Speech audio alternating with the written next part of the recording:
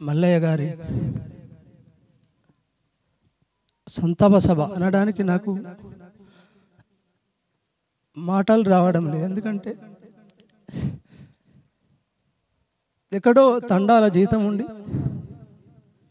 ఎవరికి అన్యాయం చేయకుండా ఏవంది రూపాయి తినకుండా మేకలు కాసి ఉన్నతమైన చదువులను కొడుకులను బిడ్డలను చదివించడానికి ఎంతో పరితపించి నన్ను ఒక బహుజన వాగ్గేయకారునిగా ఈ రాష్ట్రంలో ఒక వాదం కోసం ఒక జెండా కోసం పనిచేస్తున్నప్పుడు ఒక్క మాట కూడా అనలేనటువంటి మా నాన్న మల్లయ్య ఇంత తొందరగా మరణిస్తాడు అనుకోలేదు. అందరం అక్కడికే వెళ్ళాల్సింది, కానీ అనారోగ్య పరిస్థితుల వలన ప్రయత్నం చేశాం, హాస్పిటల్కి తీసుకెళ్ళాం. పక్షవాతం మూలాన 15 సంవత్సరాల నుంచి ఎలాంటి ఇబ్బంది పెట్టలేదు. గోళీలు వాడుకుంటా ఆయన పనులను చేసుకుంటా కొంత ఇబ్బంది ఆయన కనిపిస్తే మా అమ్మకే చెప్పి ఆ ఇబ్బంది నామతోటి షేర్ చేసుకున్నాడు తప్ప నా వరకు రానియలేదు.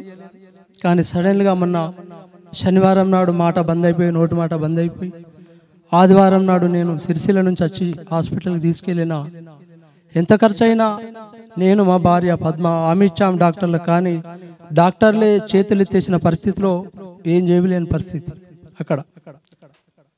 కాబట్టి ఇవాళ నా ఆత్మీయులు కవులు కళాకారులు, ముఖ్యంగా మా అన్న కానసీరామ్ గారి నిజమైన వారసుడు మంతాపురం బాలన్న, ఉమ్మడి ఆంధ్రప్రదేశ్ మాజీ రాష్ట్ర అధ్యక్షుడు, తెలంగాణ మాజీ రాష్ట్ర అధ్యక్షుడు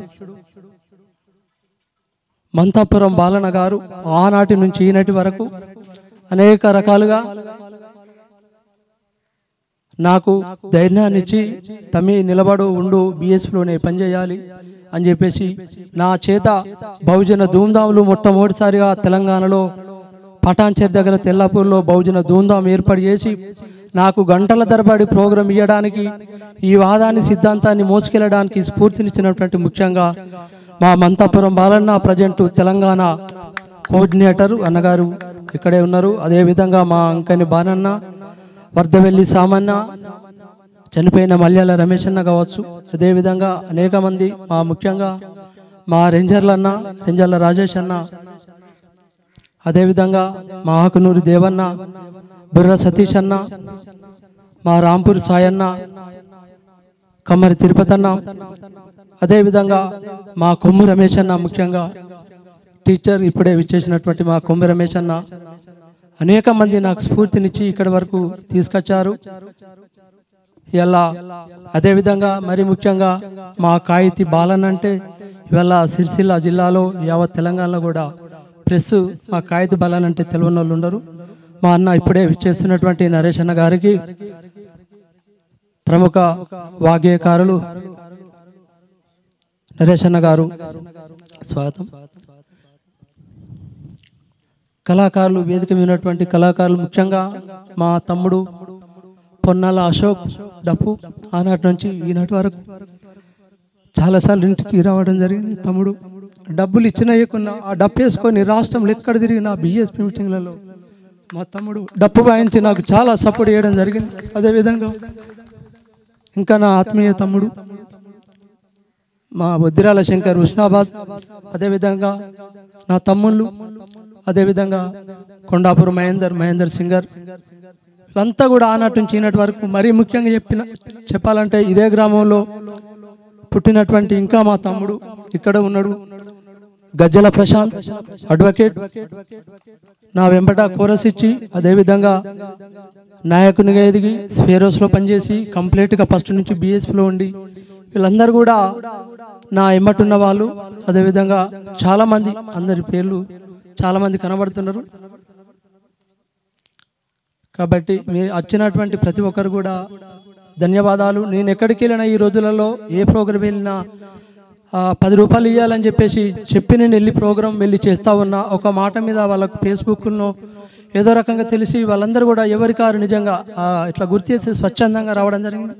వాళ్ళందరూ కూడా నేను వాళ్ళు బతుకున్నంత కాలం ఒక వాగ్గేయకారునిగా తప్పకుండా మీ అందరికీ నేను రుణపడి ఉంటానని చెప్పేసి నాయకులకు, గాయకులకు, డప్పు కళాకారులకు, నా స్నేహితులకు, నా కులపల్లకు, నా పాలలకు ప్రతి ఒక్కరు కూడా పేరు పిన్న జైబీని తెలుపుతూ మరి ఇట్టి కార్యక్రమాన్ని ఓ పాట ఓ మాటతో తప్పకుండా తమ్ముడు మహేందర్ నడిపిస్తాడు. ఇంకా మిగతా భోజనం చేయని వాళ్ళు ఉంటే భోజనం చేయండి. చాలామంది ఇంకా వచ్చే వాళ్ళు ఉన్నారు. ప్రొఫెసర్ కాసిం సార్ కూడా రావడం జరుగుతుంది, ఎప్పుడు సోమన కూడా. దయచేసి మీరందరూ కూడా ఉండాలి. వాతావరణం నిజంగా దండం పెట్టాలి. నిన్న రాత్రి చాలా వర్షం కొట్టింది, బాధ అనిపించి ఇవన్నీ వేసినాక తర్వాత వర్షం కొట్టింది, ఇబ్బంది అనిపించింది. కానీ ఇవాళ కొంచెం సహకరిస్తూ ఉన్నది. కాబట్టి మీరందరూ కూడా ఉండాలని మనస్ఫూర్తిగా కోరుకుంటూ, నాన్న కష్టం అంటే అది అంటే ఎవల తల్లిదండ్రుల కష్టం వాళ్ళ బిడ్డల కొడుకులకు మాత్రం ఎక్కువ తెలిసి ఉంటుంది. మా నాయన కష్టం మాత్రం కంప్లీట్గా మా అమ్మకు మాత్రం ఎక్కువ తెలుసు, నాకు తక్కువ తెలుసు. కాబట్టి ఆయన ఆశయం బహుజన రాజ్యం రావడం, తప్పకుండా మన బీఎస్పీ గెలవాలని చెప్పేటోడు. మన లాస్ట్ పార్లమెంట్ ఎలక్షన్లో కూడా నేనే స్వయాన బండి ఎక్కించుకొని తీసుకుపోయినప్పుడు అదే పోలింగ్ బూత్ దగ్గర ఏనుగుర్తు ఏడున్నదని చెప్పేసి అడిగి ఏనుగుర్తు బట్ట నొక్కినటువంటి మా తండ్రికి నిజంగా నేను జన్మత రుణపడి ఉంటానని, ఆయన ఆశయాన్ని, ఆయన కళను బహుజన సమాజ్ పార్టీలో బహుజన రాజ్యంలో ఆయన కళను నెరవేరుస్తాను కోరుకుంటూ, నాయనా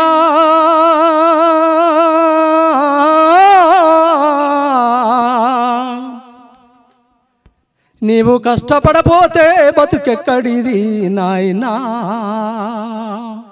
మా జయరాజన్న రాజు, నాయనా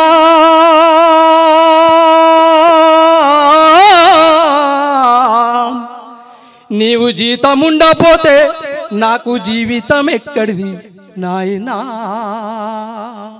నాయనా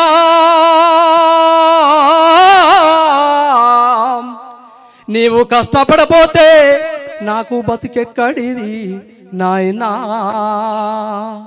నాయనా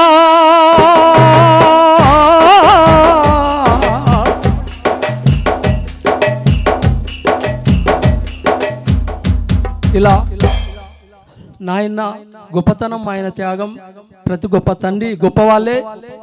నేను ఒకటే చెప్పేది, నా తండ్రికి నేను పూర్తిగా సేవ చేయలేకపోయాను. అంటే ఆయన మంచాల పడుకోలేదు, బాగా ఇబ్బంది పెట్టలేదు.